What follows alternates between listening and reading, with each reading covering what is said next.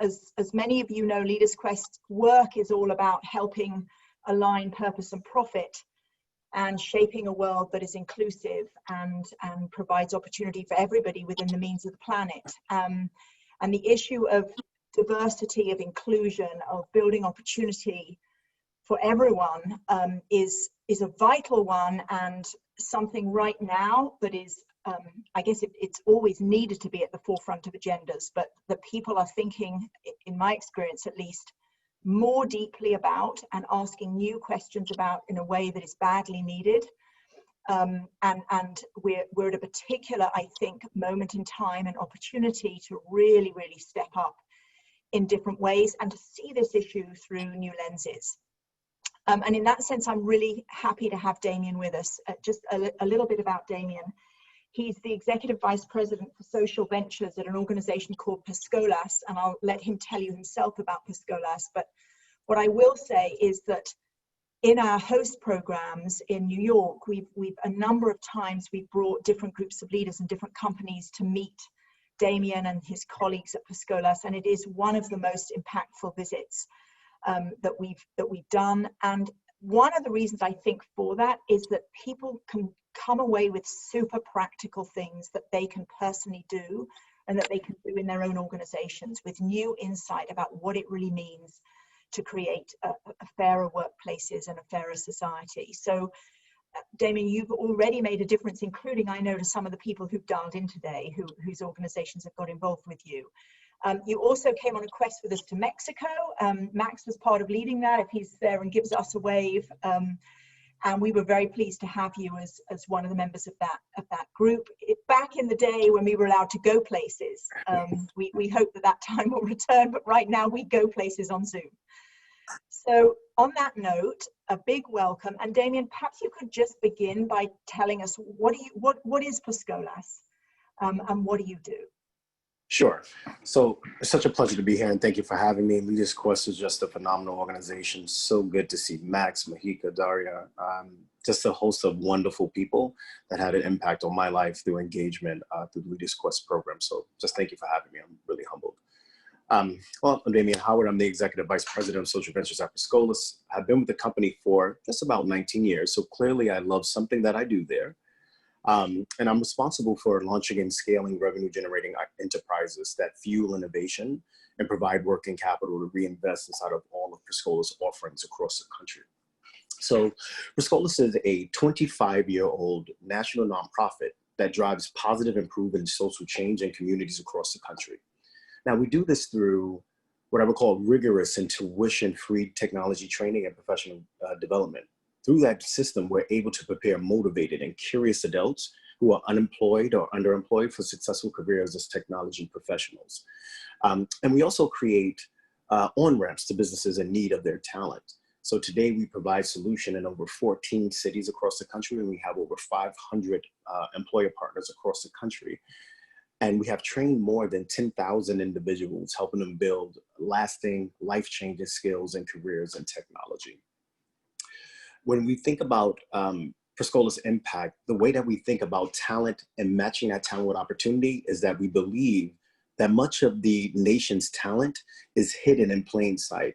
So people from overlooked talent pipelines who may lack the opportunity, but they certainly do not lack the motivation or the what I would call intellectual curiosity to join the ranks of our nation's growing tech sector.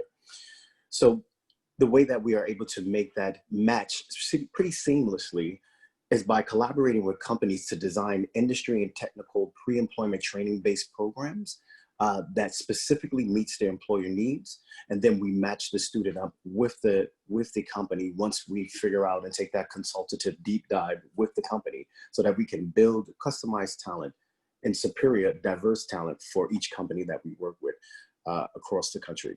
We're not just training people for a job. I always say this, we're not just training people for a job. We are arming people with the transformative business and life skills that result in long-term success for individuals, families, and businesses across the country. So it's not about a job, it's about equal value and about sustainable careers and creating the real ladders that connect underserved individuals to real careers. Can you say, Damien, a little bit about the people that come into your program to learn? What sort of backgrounds and circumstances they come from, Sure. and why they need this kind of a bridge training to help them into the kinds of employment where they end up making a huge impact? Sure. So when we think about our demographic breakdown, 30% are women, 30% are young adults, and 90% are people of color, mostly from underserved communities, and people who are underemployed and unemployed. So one of the things that we're very intentional about and careful about is that it would be degrading if we call them, if we call this population something that's just derogatory and coming from a deficit-based language. So we never say that, you know, we need to help these people and, you know, just taking that real defeated approach, because that's demoralizing to the people that we serve. And it's not that, that they're lacking anything other than just an opportunity. So we always talk about that we source superior diverse talent from these communities because they are overlooked, because most of our corporate partners, either unconscious bias or conscious bias, and even what we call fabricated barriers inside of the sourcing channels that they use, for some reason they're being overlooked. So that's our population, but they are just as superior, competent, and able to get the job done, which is why we focus on this demographic, because it's an overlooked, untapped pool of talent that corporate America can absolutely take advantage of, especially since we are consistently hearing that corporate America is struggling to find sophisticated IT talent. And that's specifically what we focus on, developing superior diverse talent so that they can have a huge impact on the company's top and bottom line, and it could create a life-changing career for the individuals that we serve. Now, I know one of the things, Damien, that you're very good at, and you also have a lovely touch of humor when needed in some of these conversations, is helping businesses kind of look themselves, including many of us on the call, look themselves in the mirror and just examine why we are often not very successful at attracting this kind of talent in the first place. You know, you talked about institutional barriers and unconscious bias and so on. What are some of the most common gaps or mistakes that you see businesses making that, you know, cause the refrain, you know, we can't find these kinds of people? What is it that people are often missing? I would say, you know, the first thing that's missing is just this idea or a mental model that you have to sacrifice quality for diversity. Just that thought alone will prohibit you from truly maximizing and realizing the real talent that can be found inside of the talent that's coming from workforce development organizations. So it's a mental model shift that has to happen. And that's a difficult thing, because some of the practices and thought processes and decision-making trees that organizations have or corporations have inside of their company is riddled with unconscious and conscious bias. So some don't even know that it's incorrect, and they haven't been able to widen that scope or expand the view on where they can source talent from. So the first thing that is missing is a mental model shift, a mind shift, a perception shift, to know that you can get superior talent. And this is not about philanthropy. And that's all a part of the mental model shift, as well as the behavioral shift, is that if you're looking at D&I programs as a project or a program or something like that, that's what it will be. It will have a limited impact, because you're just saying, I'm just doing this as an initiative to do something else. But that's just checking off the box, and that will never create a sustainable, scalable solution for companies to source superior talent in a sustainable way and be able to move forward. So it's a mental model shift that's missing. There's a perception around how to really launch and implement the sourcing of diverse talent. You don't want it to be a project. You want it to be wrapped into your DNA as a company, and understand the business metrics that will improve by having a more diverse team. I've often had some very challenging conversation, and that's okay, because I believe that a problem well stated is a problem half solved. So I've dealt with some people who have some very strong positions around this, and that's all right, because that's the individual that I want to talk to the most, so that we can have a solution-driven conversation and get to where we need to be. And out of some of those tough conversations, we've always landed at, hey, listen, let's not just have this conversation just so that you could satisfy your goals that's on your website. Let's talk about that. It's been proven through research that companies that are more diverse are 12% more profitable than companies that are not diverse. Let's just look at stats, because I understand that you're a businessman or woman, and you're looking at how to move your business forward and who is competent enough to get the job done. So let's move away from project-based D&I initiatives, and let's talk about weaving it into your company so that we can have greater outcomes. So that's some of the tough conversations that we've had to move people along, but they're always very productive. What are some of the things, I'm thinking of colleagues on the line here who may be very pro addressing these inherent challenges in their businesses and have got to bring colleagues along. What are some of the things that you've seen that have enabled people to affect a shift in mindset amongst the leadership team of their business? Sure. Do they need to, you know, I mean, I know it helps, for example, if they happen to be in one of your cities and they can come and visit, but other thoughts on when the light bulb goes on and people click that actually, you know, this is my problem rather than a problem that's out there?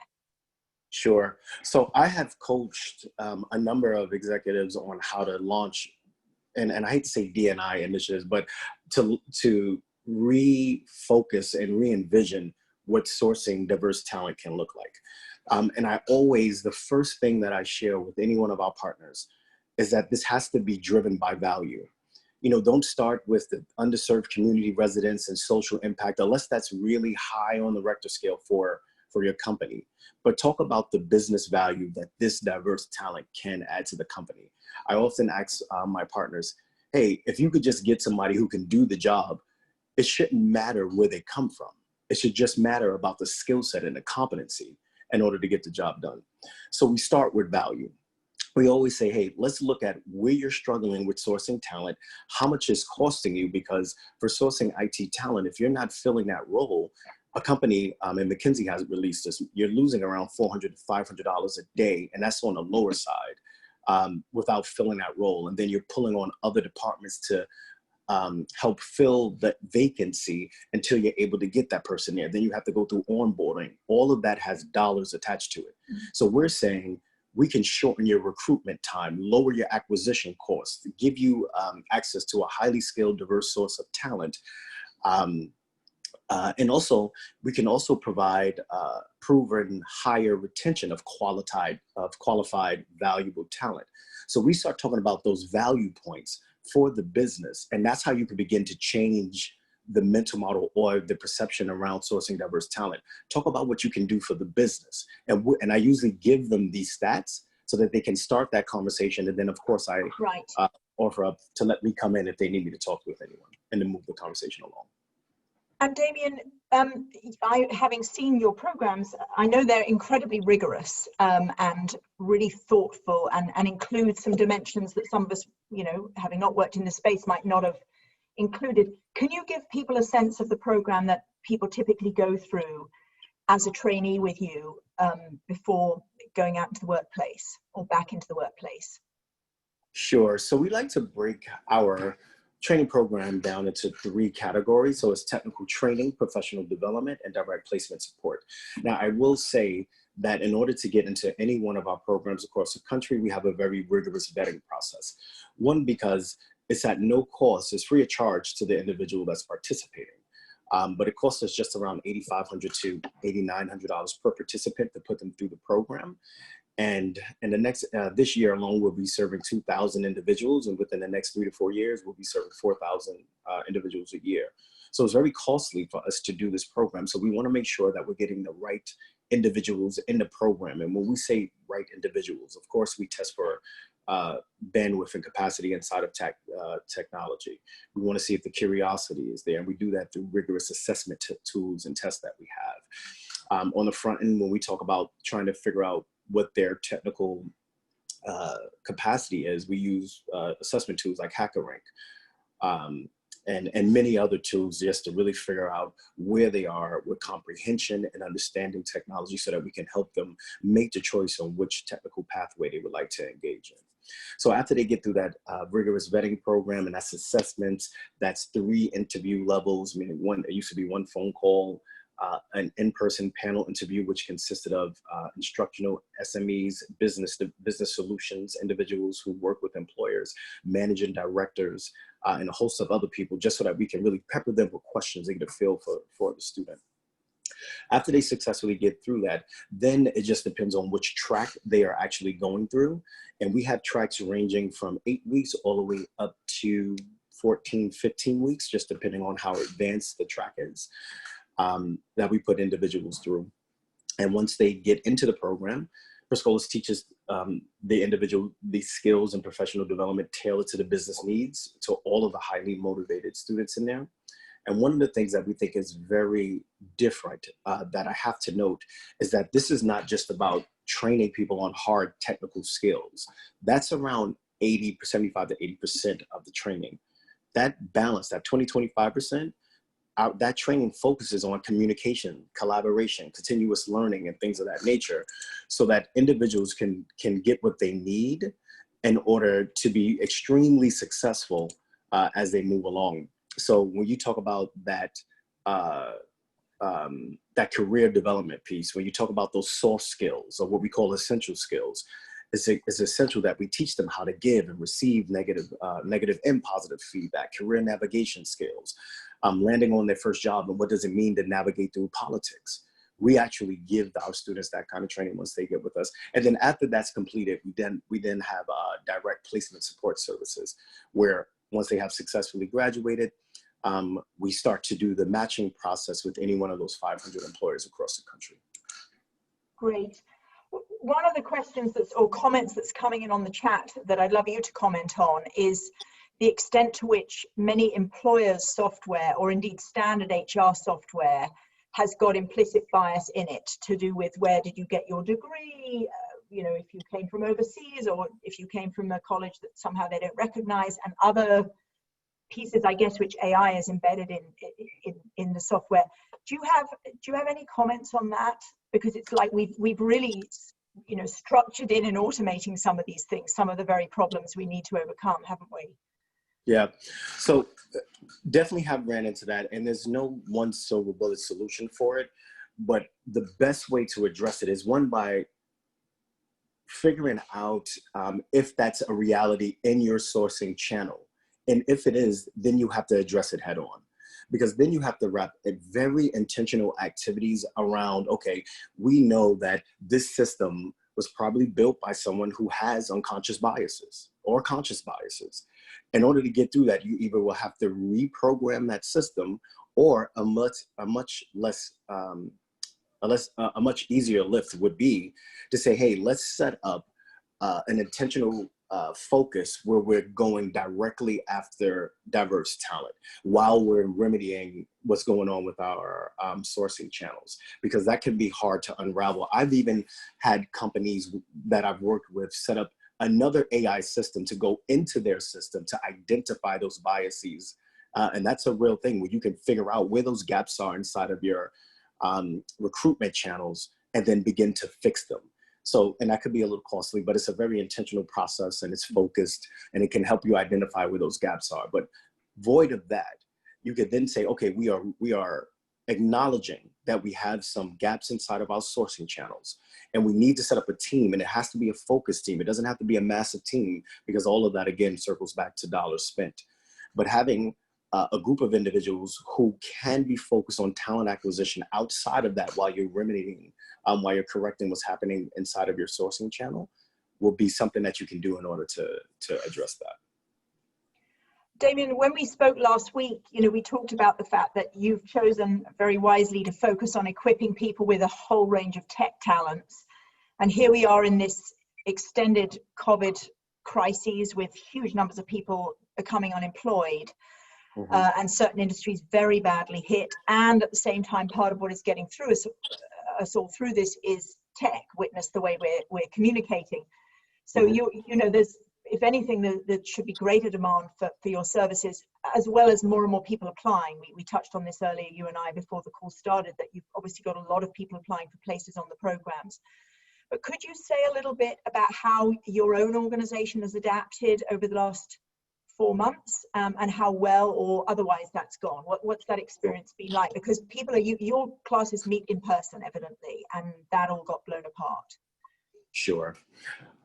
So fortunately, and it's just horrifying what's happening right now with the impact of COVID. And it's been very tough for all businesses across the globe. But in response to the COVID-19 pandemic, Per Scholas successfully transitioned over 500 students and 200 staff members to a remote work and virtual learning structure in less than 2 weeks. Of course, we all know that the reality of COVID quickly crept in, and it forced businesses to be extremely innovative, extremely empathetic, and very smart about what the next step should be. And we were as intentional as we can be now. I think we wouldn't be a transparent organization if I didn't say we made some missteps because of how rapid we had to make this transition, but overall it was an overwhelming success. We created new virtual volunteering opportunities for our corporate partners. We created a staff mentoring program to ensure that students feel supported by the full organization, and a whole new new processes for remote admissions, student support, and connecting our graduates with job opportunities. Thus far, we have received overwhelmingly positive feedback from students about their experience, and 96% have been retained despite serious economic, family, and health-related barriers. So to be able to retain 96% of the students through our virtual training and being shifted from an on-site learning experience was really critical for us. And it's one of the major metrics that we're holding ourselves to, just to make sure that we're able to translate the same connectivity and the same superior experience through the in-person training. We want to be able to deliver that through our virtual training. So we was able to successfully do that. The resilience, the creativity, and leadership that we have seen demonstrated both from our staff and students and our corporate partners have been truly remarkable. And it's a testament to the nimbleness we have cultivated as a company for over 25 years, and we're excited about it. Wonderful. So I want to give people a chance to ask questions. I can see we've got people here from the corporate world, from the nonprofit world, social enterprise world. If you want to ask a question, just go into participants and use the raised hand function, or if you're on screen, you can physically raise your hand and hopefully I'll see you. So please feel free. We'd really welcome some questions now.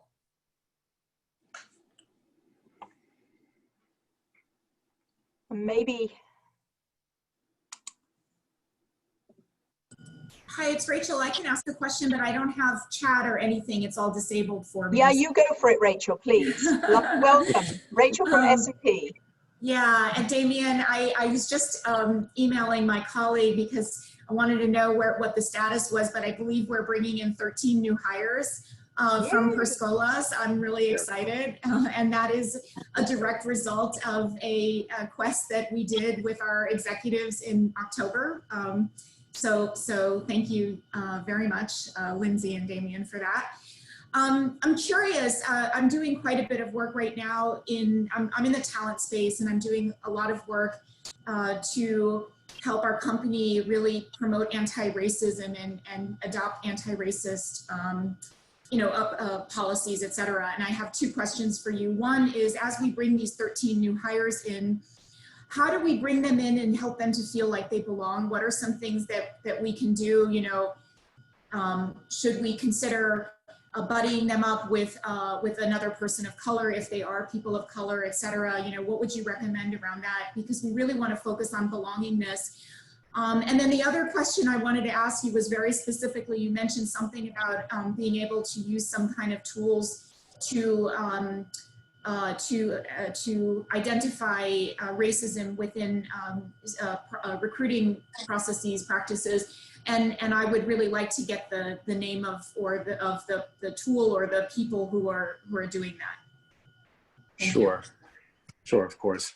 So to address the first question about how do you successfully bring diverse talent into the organization,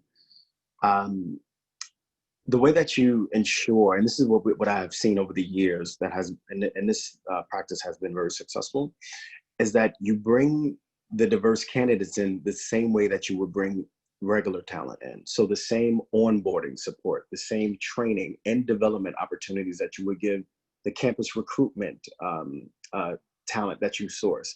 Make sure that that is equitable, you know, and that's such a great question, because many times, again, we don't want to treat this talent as if it's some kind of handicap. You know, this is competent, brilliant talent that can get the job done, and they just need the same equal support and opportunities throughout the entire process. And that's how you integrate diverse talent into your company. Because once we lob off diverse, at the end of the day, it's just talent. So you treat the talent as you would any other talent inside of the company. Now, matching them, and we've seen this happen as well, matching them with a mentor is always a great idea for any talent that you bring in there, because it's a new space. They're trying to navigate through a new world, new politics, cultural and behavioral patterns that they need to be aware of. So a mentor is always a great thing. And I would say it wouldn't matter if it was a person of color matched with a person of color. I actually go to the opposite side of the fence and say, we need to build bridges. So I would connect that person with someone who's not the same color as them, so that they can understand a different viewpoint, be able to engage with a different culture, with a different mindset, because that's more enhancing, in my opinion, if you do it that way. So I would say the way that you bring diverse talent into the firm and make them feel comfortable is by treating them like a part of your firm, like you do everyone else. And that kind of equality will just help them get their sea legs into the company more. And that kind of support that you would give to everyone else would also help them excel. And on the AI piece, I will absolutely do that. I could reach out to a couple of partners who have used this, and I'll be sure to send that over to you, since we are working closely together. Great. And then Elizabeth Haas, you've got a question. Feel free to come off mute and ask your question.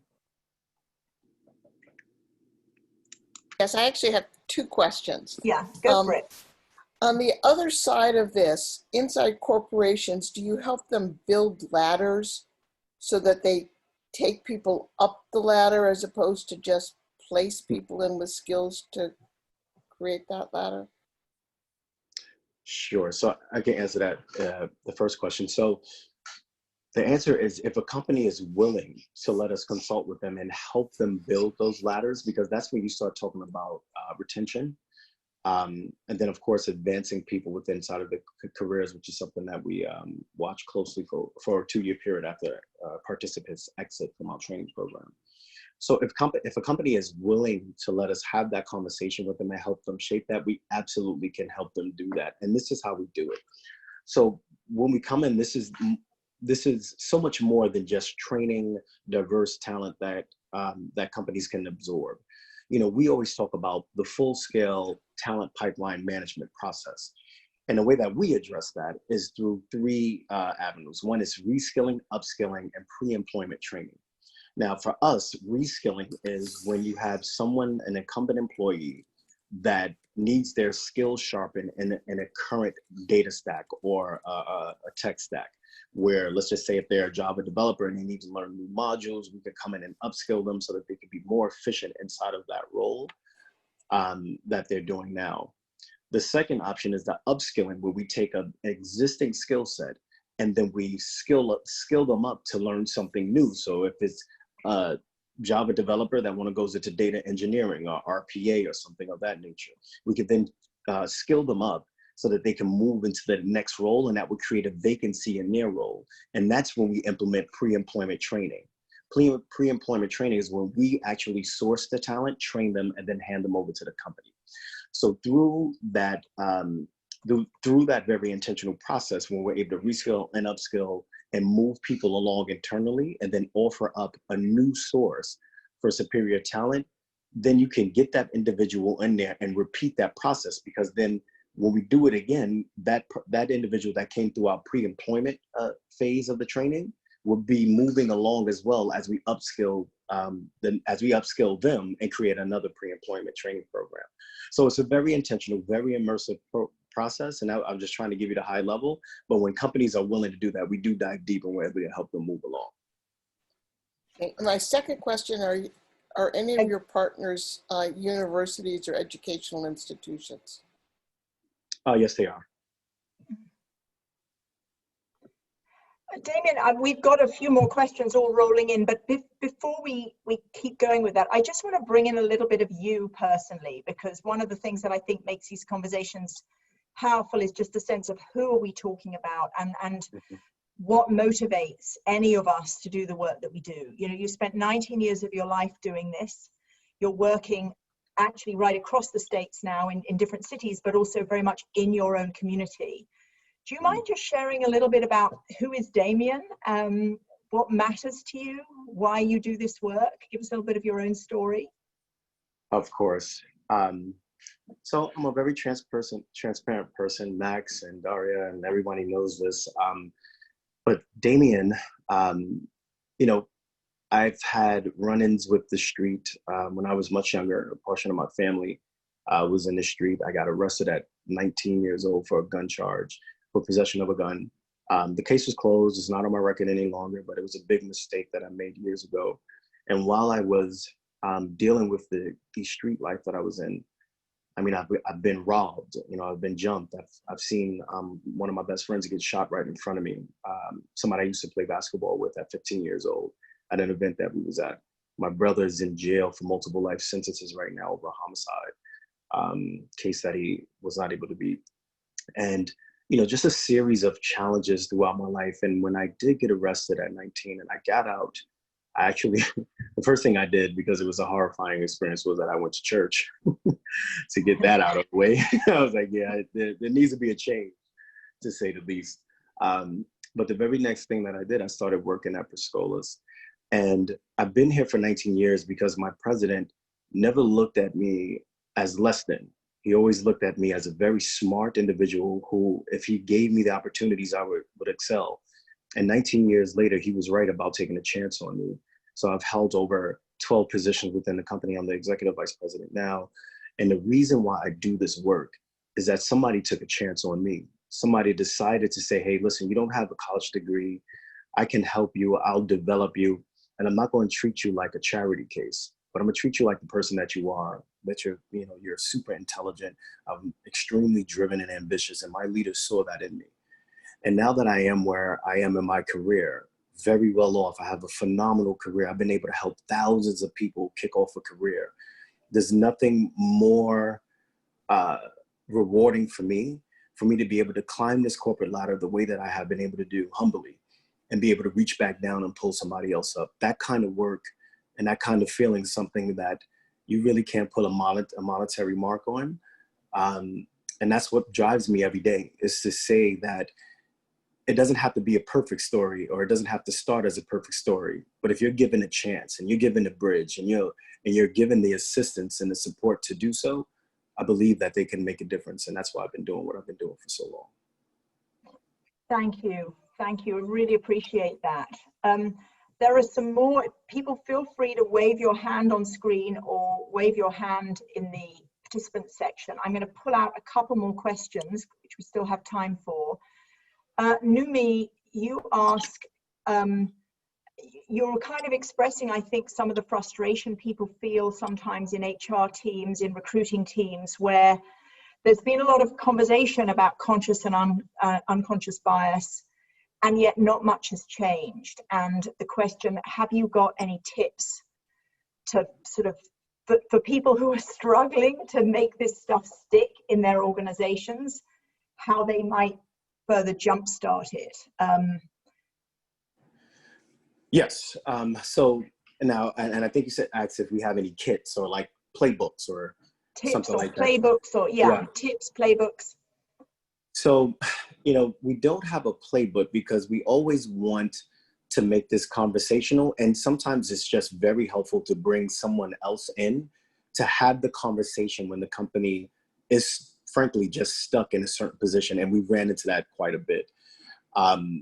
We offer up to say, hey, listen, let's start this conversation, of course, wrapping it back down to value, but then let's set up a meeting with your decision maker, whoever that is, if it's the CIO, CTO, CEO, whoever that is, and let my team come in with you as a partner. Of course, we would prepare together. We would understand and get on the same page about what language we would use and the strategies and the proven metrics that we have.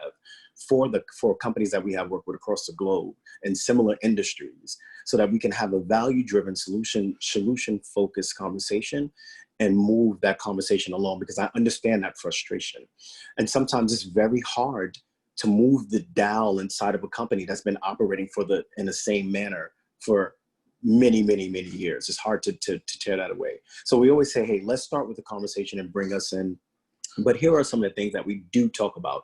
So this is not a playbook, but these are some of the focal points that we focus on when we start having a conversation after we stack the value around hiring diverse talent. You know, I always say that you need to lead with shared values. So, you know, when you get into beyond employment, when you talk about justice, opportunity, community, and equity, you want to be able to do that to make sure that your company works for everyone, because it's the best thing for your company and for the people that are employed at your company.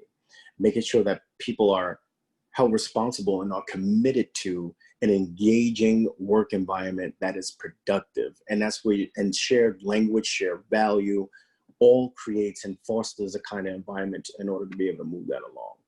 And you also want to be able to, how do I say this? Like, use these values as a bridge, not as a bypass. You know, there's going to be counter narratives, and I'll talk about that.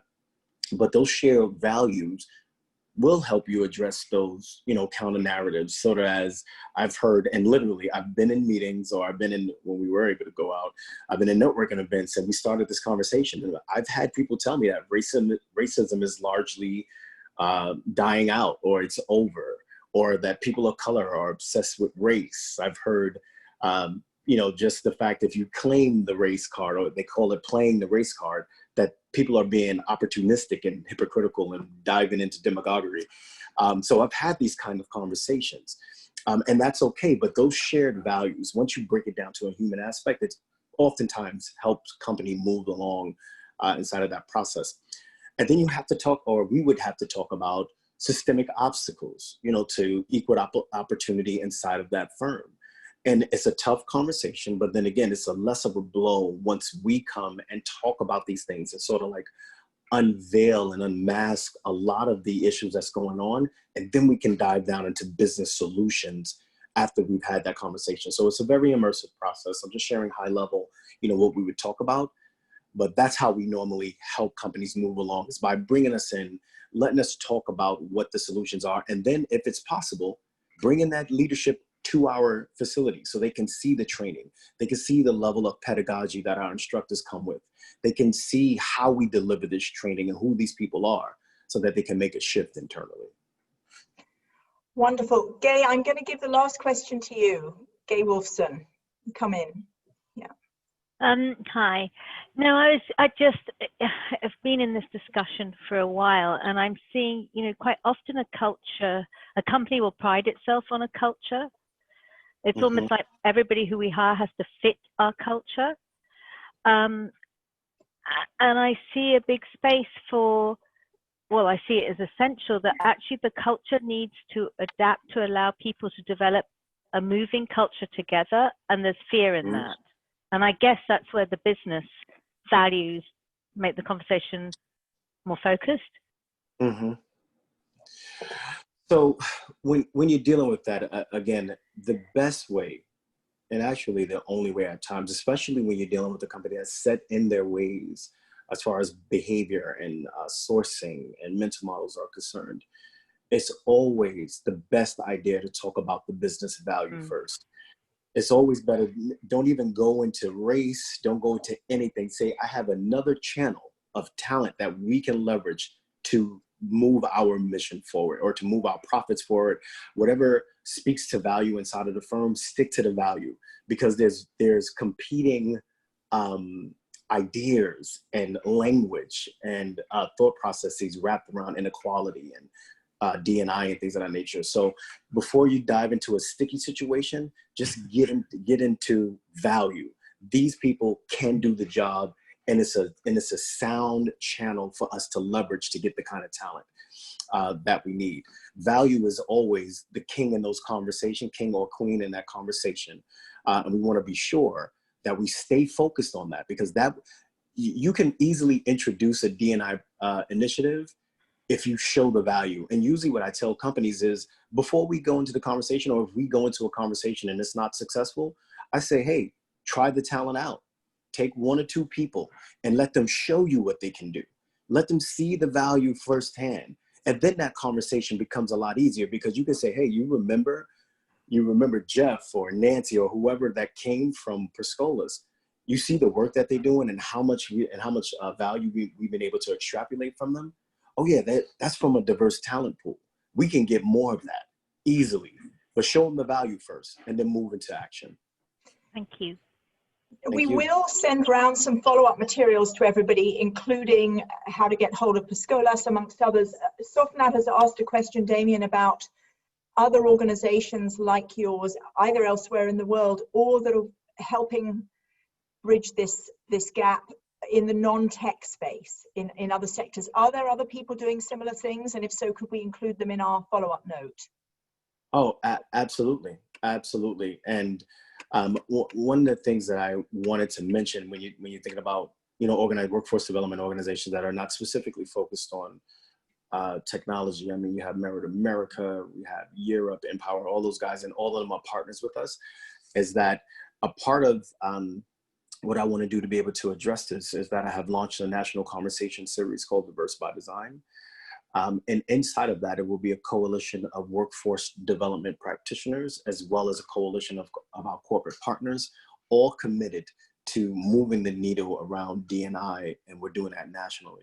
So yes, there are other organizations that do this. We work very closely with them, and this national call to action will bring all of that together.